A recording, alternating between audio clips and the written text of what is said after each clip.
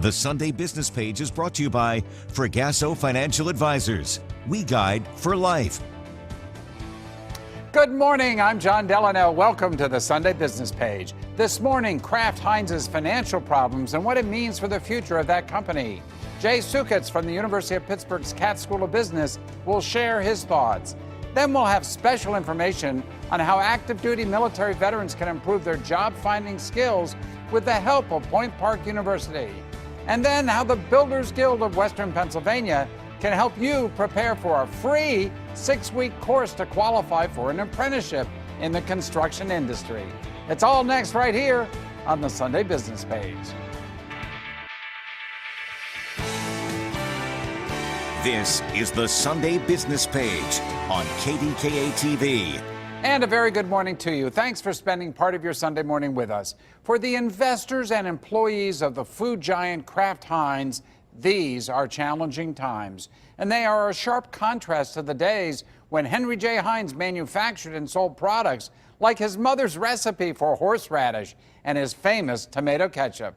These days, the major conglomerate Kraft Heinz's investors are in a pickle about the financial value of the company and its stock. Total dollar sales for Kraft Heinz, according to the Wall Street Journal, have dropped for 3 straight years. So what's the future of Kraft Heinz and its presence right here in Pittsburgh? Back with us this morning is Jay Sukitz, Clinical Assistant Professor of Business Administration at the University of Pittsburgh's Katz Graduate School of Business and a 20-year veteran of investment banking on Wall Street. Jay, welcome back to the show. It's always good to have you here. Thank you, John. Pleasure to be here. You know, a week or so ago, I guess there was a tremendous announcement from Kraft Heinz announcing a massive loss of $12.6 billion. That's B as in boy, billion dollars. And warning that its profits this year are going to plummet. Yeah. And its stock price naturally dropped by 27% on one day. Now, you know, we grew up with Heinz here in Pittsburgh. And I think maybe it's worthwhile taking a moment to reflect on what exactly happened to Heinz such that it became Kraft Heinz and now, as we said a minute ago, really is in a pickle. And nobody wants that pun, believe me. Absolutely. So Jay, exactly what happened to Heinz? I guess it was 5 years ago, 2013. 2013. Yeah, in 2013, a private equity firm and merger and acquisition firm in Brazil called 3G Partners, along with Berkshire Hathaway, which is Warren Buffett's firm, bought Heinz. And they bought Heinz actually after some lengthy negotiations with the CEO. 3G bought 51% and Warren Buffett and Berkshire Hathaway owned 49%. So he took the minority position. He did, which was very unusual because normally he would buy an entire company. The Berkshire Hathaway portfolio of companies are virtually all outright owned by Berkshire Hathaway. So he essentially allowed the Brazilians majority control over Heinz. Yes. And I remember doing stories at the time and all the promises about we're going to keep everything in Pittsburgh and all the rest. Mm-hmm. So what happens next? Well, the next thing that really occurred right after the purchase was that 3G decided to bring literally their own people in to run Heinz. They let go 11 of the top 12 executives at Heinz. Right. And which again was very unusual because Warren Buffett's entire kind of raison d'etre, as he has always done it when he has bought companies, has been to buy companies with really strong management and keep the management in place. Right. So instead of keeping the people who knew how to run Heinz, they fire everybody. They did. They bring in their own people. And then ultimately, what led to the merger with Kraft? Well, it was perceived primarily as a merger of synergies to reduce costs. That was really the big deal, was to put these two food giants together, get a huge cost reduction, and this was going to give that merged company an extremely strong position in the marketplace from a profitability standpoint.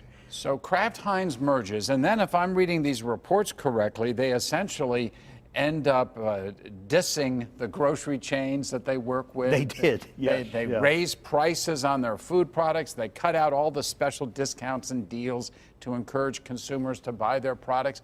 They basically, you know, these are my words, it sounds to me like Kraft Heinz ran the company into the ground. Well, I think what happened, one of the big things that occurred was senior management in that company that typically when you have a consumer products company, you usually have senior management who has come up through the ranks. Maybe they started as an assistant product manager, but they know the products and they know the consumer product business. What you had in terms of a group of senior managers running Kraft Heinz were finance people. These were people who primarily worked on things like mergers and acquisitions and cost cutting. And what they did is they allowed the market to completely get away from them. Wow. A changing consumer taste over the last 5 years, and I think we've all seen this, huge change in consumer taste to fresher food, right. Food that is more healthy. Less processed food. Yeah, less processed. So we only have a minute or two left. So what exactly is happening now? I read that the company is saying they're turning things around. They are trying now to make the adjustments they need. Is that going to happen? And will Kraft Heinz maintain a presence here in Pittsburgh? I don't know, and I'll tell you the reason why. I think the thing that's hanging over this company more than anything is their debt load. They have $31 billion worth of long-term debt on their balance sheet right now, and that stacks up against only $17 billion of tangible assets. Now consider that's pretty bad. Consider now they have $103 million in other assets, but those are all intangible assets and goodwill. So in terms of the hard assets that they actually have, they almost have twice as much long-term debt. Wow. And their forecast for this year is that they're going to actually lose another $6.4 billion in 2019. It would sound as if Kraft Heinz is not a good place to put your money. I would not at this time. I wouldn't recommend it. Stockholders are taking a hit. Yes, they are. For yeah, sure. Yeah. Does that mean that the presence in Pittsburgh, which has already been downsized, it has, yes.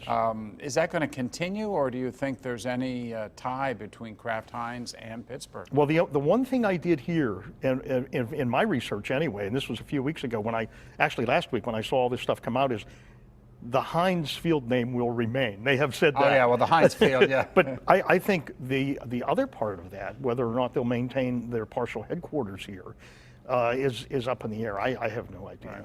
Well, it's a sad story. You're a professor. You probably will use this as a case example of how not to do things in one of your courses. This actually would be an interesting case study. It would and be. All we can hope now is that the folks in charge will turn things around. Warren Buffett, come to the rescue, man. Let's see if we can get this company Unfortunately, he's back. in the minority right now. He's in the minority. He still carries a big, strong voice. Yeah, absolutely. Jay Sugans, thank you, absolutely. sir, very much. My pleasure. My pleasure, really John. do. Always enjoy it. Thank you. When the Sunday Business page continues, how Point Park University is helping active duty veterans prepare for a new career and improve their personal finances. Stick with us. The Sunday Business page will be back in just a moment.